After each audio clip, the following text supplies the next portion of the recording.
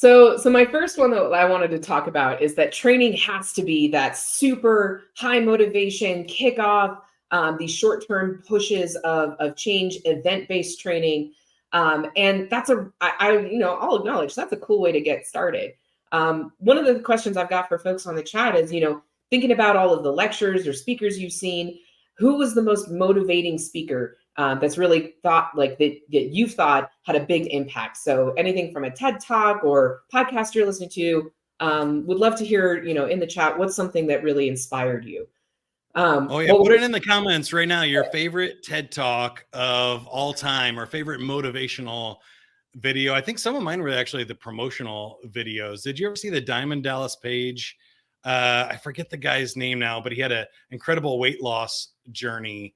And he went from like not being able to walk in a wheelchair to like sprinting down the road through yoga.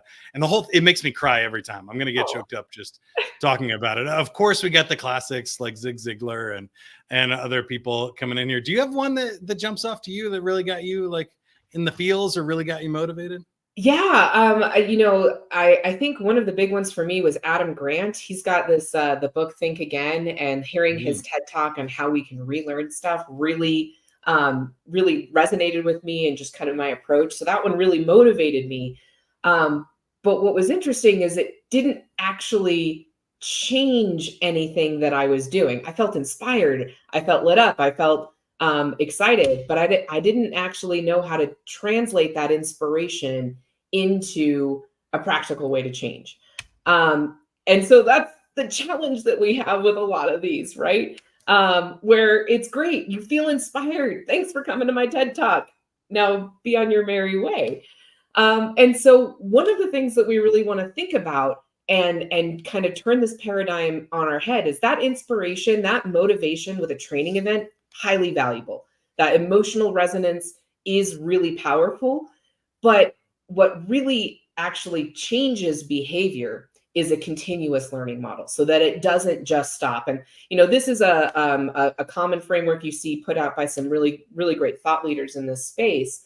But this is the idea of you're not just going to hit it once. You're not just going to go to that training event, because then somebody might be becoming a little bit more of a specialist, but then we get to that forgetting curve and everything drops off.